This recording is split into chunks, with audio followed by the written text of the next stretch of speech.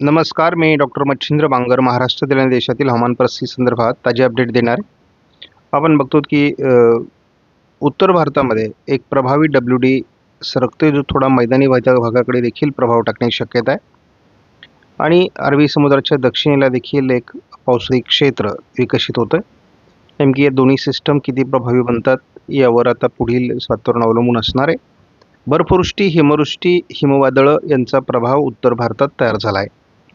शिवाय रशियाच्या आणि आखाताच्या देशांमध्ये भयावह हिमवादळांचा सध्या प्रभाव आहे.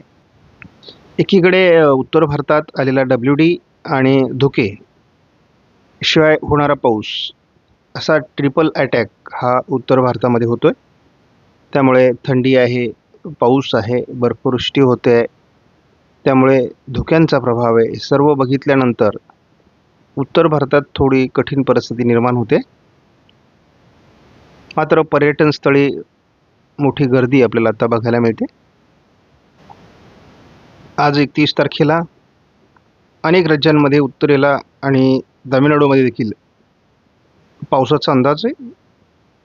दक्षिणेत असलेला बंगालच्या उपसागरातील कमी दाब हा तामिळनाडूमध्ये पाऊस देणार आहे. तर उत्तर भारतामध्ये आलेला प्रभावी WD या ठिकाणी काही ठिकाणी गारपीट, काही ठिकाणी पाऊस, तर काही ठिकाणी हिमवृष्टी होणार आहे. त्याचबरोबर धुक्याचा प्रभाव या सर्व राज्यांमध्ये अजून कायम आहे. थंडीची लाट ही उत्तर कर्नाटक आणि तेलंगणामध्ये अजून कायम आहे. या अंदाजामध्ये किंवा अलर्टमध्ये अजूनही बदल होण्याची शक्यता आहे. आपण बघतो की उत्तर भारतामध्ये WDचा प्रभाव 1 जानेवारीला देखील राहणार आहे. धुक्याचा प्रभावही वाढत जातोय. त्यामुळे एकूणच परिस्थिती ही अजूनही नाजूक आहे. आत्ता जरी महाराष्ट्रामध्ये थंडीचा प्रभाव असला तरी पुढील 2 दिवसात तो कमी होण्याची शक्यता आहे. GFS मॉडेलनुसार सध्या जरी महाराष्ट्रामध्ये आज थंडीची लाट दिसत असली तरी पुढे 2 दिवसामध्ये ती कमी होण्याची शक्यता आहे. साधारण 2 तारखेपासून महाराष्ट्रातील थंडीचा प्रभाव कमी होणार आहे. 3, 4, 5, 6, 7, 8 आणि 9 तारखेपर्यंत महाराष्ट्रात सौम्य थंडी राहणार आहे. उत्तर भारतात एक प्रभावी WD सरकतोय, दक्षिणेत एक कमी दाब सरकतोय.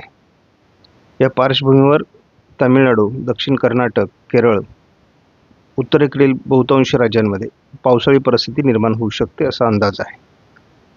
GFS मॉडेलपेक्षाही अधिक पावसाचं प्रमाण या ठिकाणी राहू शकतं असा एक प्राथमिक अंदाज आहे आणि एकापैकी एक WDचा प्रभाव उत्तर भारतात देखील तयार होण्याची शक्यता आहे. तामिळनाडू राज्यामध्ये देखील दक्षिणेतील कमी दाबामुळे पाऊस होण्याची देखील शक्यता कायम आहे. उत्तर भारतामध्ये असलेल्या धुक्याचा प्रभाव आपण बघतो. सूर्योदय झाल्यानंतर देखील त्या ठिकाणची परिस्थिती अंधारमय आहे. नवीन वर्षाच्या सुरुवातीलाच WDमुळे होणारा उत्तर भारतातील पाऊस, धुके आणि थंडी या सर्व ट्रिपल अटॅकमुळे उत्तरेतील नागरिकांचा जो नवीन वर्षाच्या स्वागताचा उत्साह आहे तो थोडा कमी होण्याची शक्यता आहे. कशा पद्धतीने हिमवादळांचा प्रभाव तयार होतोय, कमी दाबाचा प्रभाव तयार होतोय ते आपण सध्या बघतो. जरी दक्षिणेला हिमवादळ किंवा कमी दाबाचा प्रभाव होत असला तरी महाराष्ट्रावर किंवा भारतावर त्याचा फार परिणाम होईल असं सध्या तरी वाटत नाही. या मॉडेलच्या आधारे आपण पुढील आठवड्यांचा अंदाज बघत असतो. बंगालच्या उपसागरामध्ये एक कमी दाबाचं क्षेत्र विकसित होईल हा अंदाज अजून कायम आहे. उत्तर भारतामध्ये WD सक्रिय राहतील, परंतु बंगालच्या उपसागरातील कमी दाबाचा भारतीय हवामानावर फार परिणाम होईल असं प्राथमिकदृष्ट्या वाटत नाही.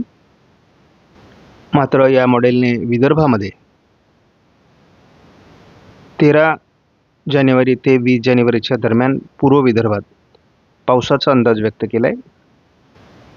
बंगालच्या उपसागरातील कमी दाबामुळे यदा कदाचित दक्षिणी राज्य आणि विदर्भ असं काही वातावरण बदलते का यावर आपण लक्ष ठेवून आहोत जानेवारीसाठी. फेब्रुवारीत देखील मध्य भारतावर काही सिस्टम विकसित होऊ शकतात. शिवाय अरबी समुद्र आणि बंगालच्या उपसागराच्या दक्षिणेला देखील सिस्टम विकसित होऊ शकतात. त्यामुळे वातावरण बदलणार आहे. एकूणच मार्च एप्रिल हा तसा पावसाळी राहण्याची शक्यता आहे. मेमध्ये देखील पावसाचा अंदाज आहे.